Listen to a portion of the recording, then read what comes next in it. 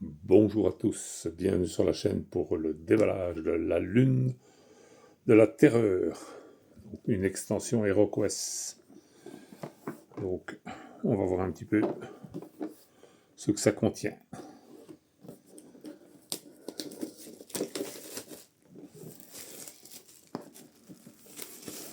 Voilà, toujours un beau petit plastique autour. Alors, voilà. Rien de changé, toujours pour l'application. Alors, des jetons. Vous avez une salle et tous des jetons.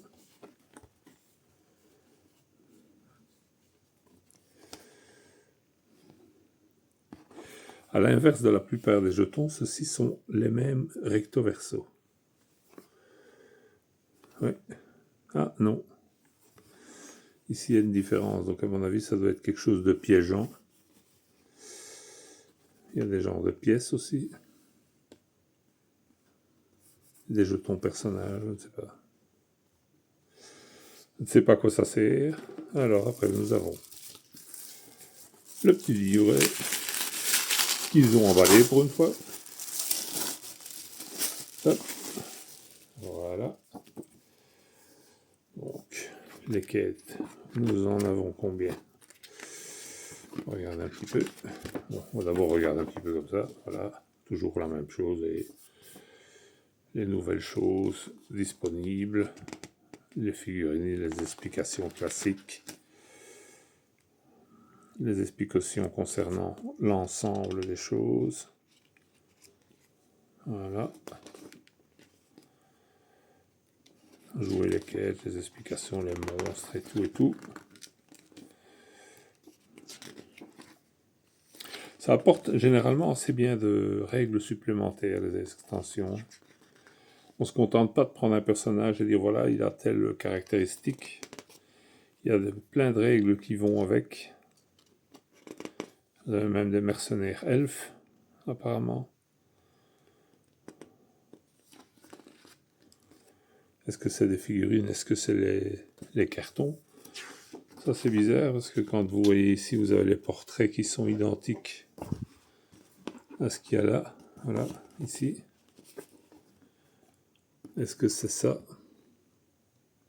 Est-ce que ce sont des jetons cartons? Ça, c'est un peu triste si c'est le cas. Mais bon, on verra bien ça à l'usage maintenant. Peut-être qu'il y a une figurine, hein, que c'est représentatif d'autre chose.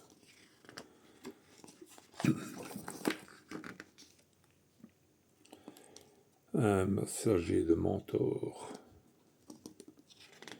Guide des cartes de quête. Ça, il y a quasi dans tous les livres, ouais, ouais. Avec les explications.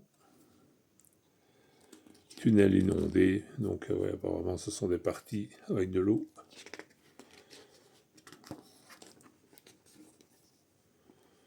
Repère de contrebandier. Et nous en avons, je ne veux pas toutes vous les passer, hein. J'essaie de vous trouver le nombre de quêtes qu'il y a. Ça, c'est la 9e. Il y en a une 10e ici. Et c'est fini. Il y en a 10. Il y a 10 quêtes, les références des trésors et artefacts. Bon, quand vous avez la carte, on ne voit pas trop l'intérêt de rajouter ça, mais enfin bon.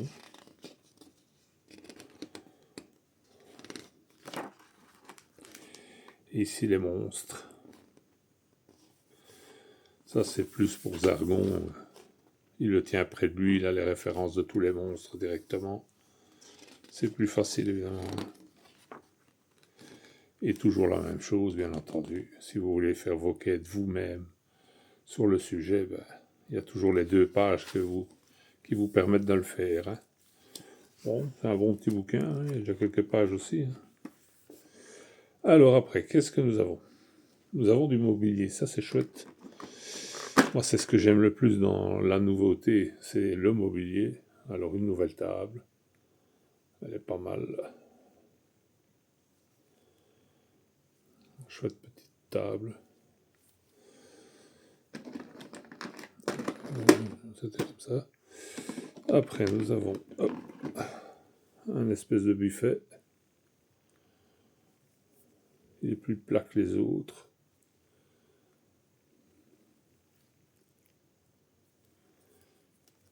c'est du massif. Ça, c'est lourd. Alors, les portes entrée et sortie, je suppose. Commencer par celle-ci. Voilà.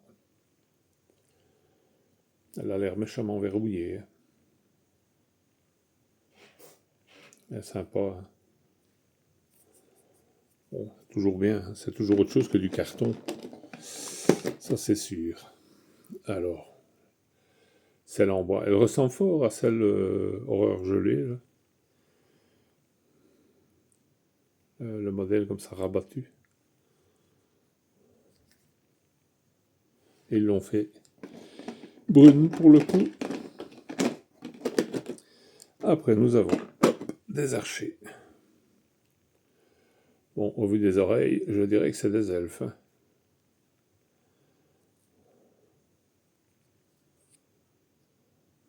Pas mal, hein. Ils sont deux. Vient ensuite, hop, avec une épée, c'est un elfe aussi. Hein.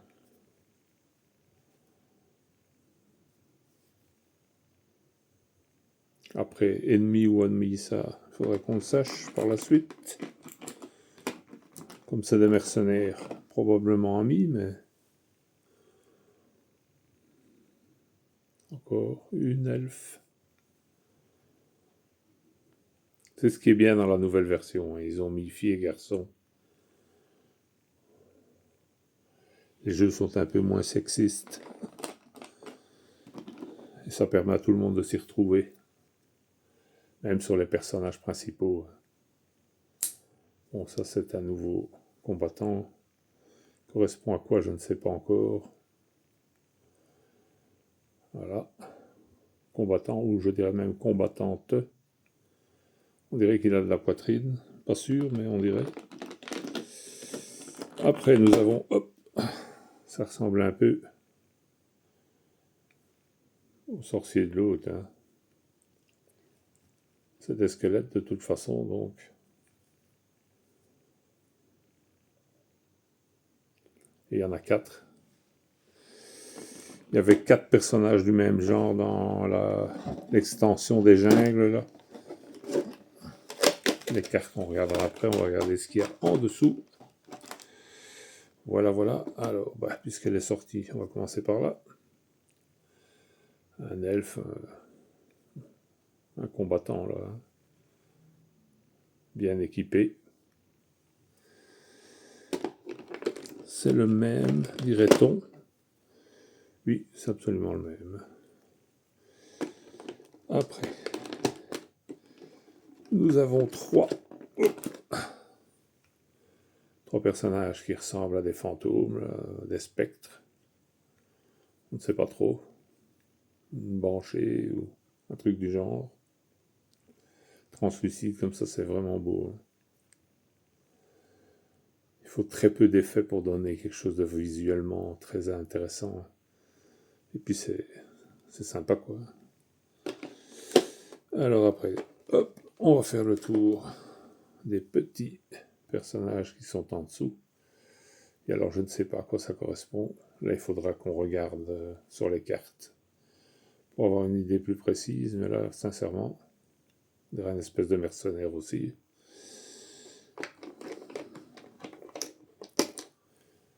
Alors ici, un modèle, hop. Ou un elfe, ou quelque chose du genre. Les personnages, ils sont pas vilains du tout. Hein. Je trouve même que plusieurs figurines dans les extensions sont plus jolies que dans le jeu de base. Mais bon. Celui-ci avec 2 espèces d'achats en main, là, il a l'air assez... On dirait des elfes aussi. Non, il y a peut-être des elfes amis et ennemis.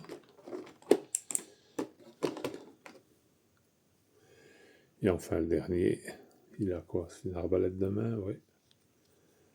C'est un pistolet arbalète.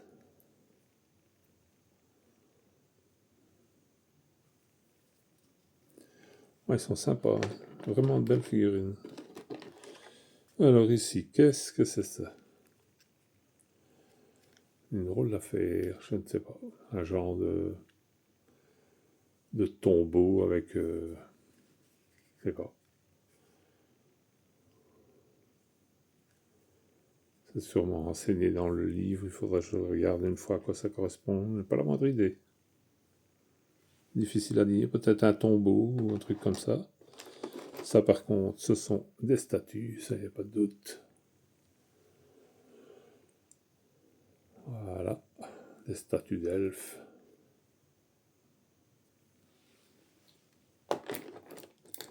Alors ici, hop.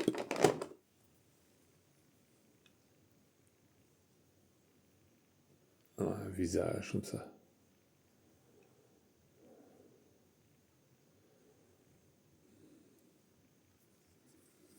Une espèce de spectre qui sort de la fumée comme ça. C'est assez original, hein. Quand vous voyez ça, c'est bien fait, hein. Je ne sais pas si ça rend bien... Si la vidéo rend bien, mais en tout cas, c'est assez exceptionnel. Alors, une autre statue, hop, qui est différente de la première. Bon, ça reste des statues, évidemment. Mais c'est pas mal pour le décor. Ça change un petit peu des autres affaires. Et enfin, hop, ici. C'est encore un espèce d'hôtel. Voyez, une espèce de tête de bouc. Et une boule de cristal.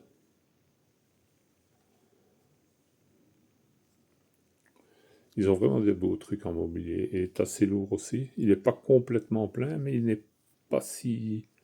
Il doit, à mon avis, il doit être à peu près rempli jusqu'ici. À vue de nez, donc c'est déjà une figurine assez lourde. Mais le mobilier, je le trouve génial, hein. Comparé à l'ancienne édition, ça, il n'y a pas photo, hein. Voilà, et ici par contre, vous avez un petit bac pour mettre ce qu'il n'y avait pas dans l'extension précédente. Alors, les cartes, on va regarder un petit peu, hein. Essayer de voir un petit peu de quoi il retourne. Hop. Voilà. Alors, tout d'abord, nous avons... Hop, dans le bon sens, c'est pas plus mal. Donc, capacité des chevaliers. Bon, je serais enclin de dire que c'est des capacités pour ces personnages-ci, hein. Bouclier interposé, provocation en duel, à moins que ce serait celui-ci. Oui, non, je me trompe, c'est celui-ci.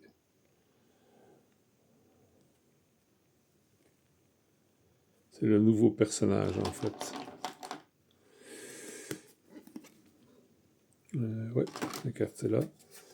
Et le voilà d'ailleurs, ouais. Si j'avais pris la carte directement en main, je me serais rendu compte de mon erreur. 7 points de vie quand même, il est costaud. Par contre, 2 dés d'attaque, c'est un peu léger. Après, il a des capacités qui peuvent un peu compenser sûrement. Alors, des mercenaires, ce sont bien les mercenaires elfes. Voilà. Donc vous en avez un avec 2 haches. Ils ont déplacement 5-6, fauchard, assaillant, arbalétrier et éclaireur. Bon. Ils ont des capacités, à part l'assaillant ici, qui a 4 en attaque et 5 en défense. Les autres, c'est 3-3 et 2-3, c'est assez léger. Enfin, bon, c'est de nouveau des mercenaires. Donc c'est encore un coup de main supplémentaire. Le bestiaire. Alors, hop, le bestiaire. Qu'avons-nous? Des archers, donc ce sont des ennemis, hein, visiblement. Alors ici, cultistes de la terreur. Ils ressemblent fort à ceux de l'extension des jungles de... Je ne sais plus le nom exact. Guerrier elfe. Assassin. Tout un programme. Garde magus. Et spectre. J'étais pas loin, c'était des spectres. Et enfin le dernier, esprit de la terreur. Voilà. Il n'est pas sympa non plus. 9 de déplacement, 6 dés d'attaque. C'est le maximum des dés que vous possédez. 5 points de vie, ça va, mais 5 d'esprit. Donc il a une résistance à la magie qui est assez forte. Ça peut faire très mal sur un champ de bataille comme dirait l'autre. Alors après, nous avons les trésors. Les trésors, qu'est-ce que nous avons de beau? Fleurs mystérieuses, plantes sacrées. Plantes sacrées, deuxième, est-ce que c'est le même? Oui, ça semble bien être le même, oui. Ingrédients non identifiés, tout un programme. Il y en a 2 qui sont identiques aussi. Et du poison, décidément. Et du poison, voilà. Le problème, c'est qu'ils sont un peu typés, c'est malheureux, parce qu'on pourrait faire un gros paquet de trésors qui nous permettrait de trouver toutes sortes de trucs, mais le problème, c'est que c'est typé à certaines quêtes. Ah, une carte trésor qui n'était pas avec les autres. Fleurs mystérieuses. Voilà, elle était entre les autres ici. Il y a 3 nouveaux sorts de la terreur. Flux de terreur. Invocation de spectre. Lueur de la terreur. Voilà, voilà. Bon, les spectres, ils sont là. Invocation, à mon avis, c'est pour les faire monter sur le plateau. Après, nous avons de l'équipement. Alors, qu'est-ce que nous avons? Chose trap. Kit de réactif. Bombe fumigène. À mon avis, c'est pour se cacher. Hachette. Ça, c'est comme dans les premières extensions. Et casque. Voilà. Il nous rajoute des cartes trésors. Enfin, équipement plutôt. Bon. Les artefacts. Ah, il y en a quelques-uns. Serre de corbeau. Cape des ombres. Écaille d'Elétor. Cendre du phénix. Pardon. Bouclier de l'aube. Parchemin de sort. Et parchemin de sort. Ce sont des cartes différentes. Bon. À travers la pierre, l'autre vif comme le vent. À travers la pierre, on a un sort à peu près identique. Alors, sûrement dans les bases. L'alchimie, par contre, là, il y en a quelques-unes. Ah bah, tout le restant du paquet, c'est alchimie. 1, 2, 3, 4, 5, 6, 7, 8, 9, 10, 11, 12, 13, 14, 15, 16, 17, 18, 19. On repile 1, 2, 3, 4, 5, 6, 7, 10, 11, 12, 13, 14, 15, 16, 17, 18, 19, 20. Je me disais aussi que c'était un drôle de chiffre 19, c'est pour ça que je les ai recomptés. J'ai dû en passer une. Célérité. Potion d'héroïsme, ça aussi on l'a déjà. Grog d'ogre. Potion de combat. Potion de rage de combat. Potion de défense. Celle-là aussi me dit quelque chose. Potion de dextérité. Potion de peau de glace. Ça aussi. Potion de magie. Potion de guérison mineur. Pardon.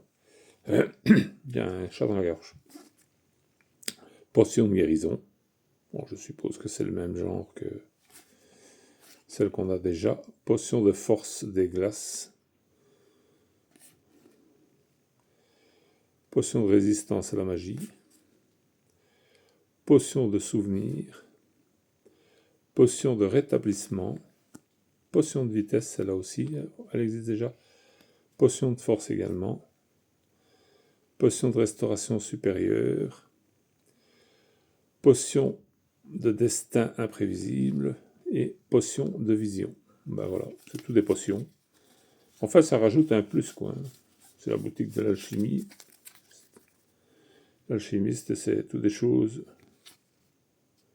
créées, et le coût. À mon avis, il y a certaines choses qu'il faudra combiner pour avoir. Je ne vois pas trop bien pour lire. Il fait un peu sombre pour moi lire ça, mais voilà. Buvez cette potion pour vous déplacer d'un maximum de 12 cases pendant votre tour à la place de lancer les dés. Quand vous attaquez, effectuez 2 attaques d'armes au lieu d'une. Les effets de la potion se dissipent si vous subissez des dégâts. Créez.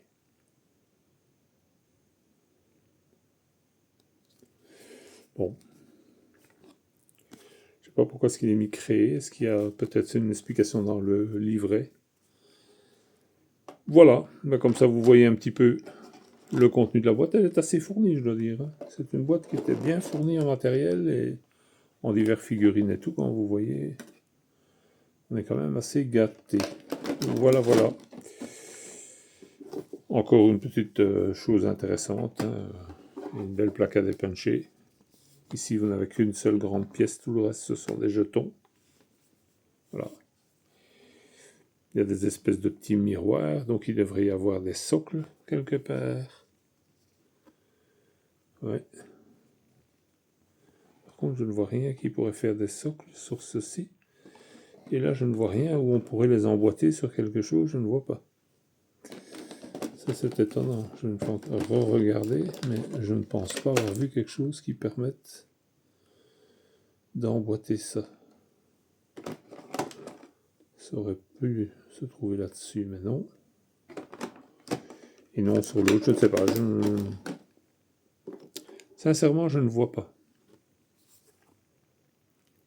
Mais ça, c'est clairement, on dirait clairement 2 miroirs emboîtés dans un socle. Vous voyez, quand on regarde bien, on voit le bas est plus étroit. On dirait vraiment que c'est pour emboîter. Mais bon, je regarderai dans le livre si je vois quelque chose. Je vais faire une pause, je vais regarder si je vois, et puis je vous le dis comme ça si je vois quelque chose. Bon, voilà. Donc, voilà, il y avait des supports en plastique qui sont ici en dessous. Je n'ai pas fait attention, me semblait bien, et bien sûr, ça vient s'emboîter comme ça dedans. Donc, quand ils sont nécessaires, vous les emboîtez. Hop, dans le support. Ça ressemble fort au support des portes de l'ancienne version d'HeroQuest. Voilà. Quand vous avez besoin du miroir, vous le mettez dans son support et c'est aussi simple que ça en fait. Mais je n'avais pas fait attention qu'il y avait les supports. C'est ça que je trouvais bizarre, qu'il n'y avait pas de support au miroir. Voilà. Eh bien, bonne journée à tous et merci d'avoir suivi la vidéo.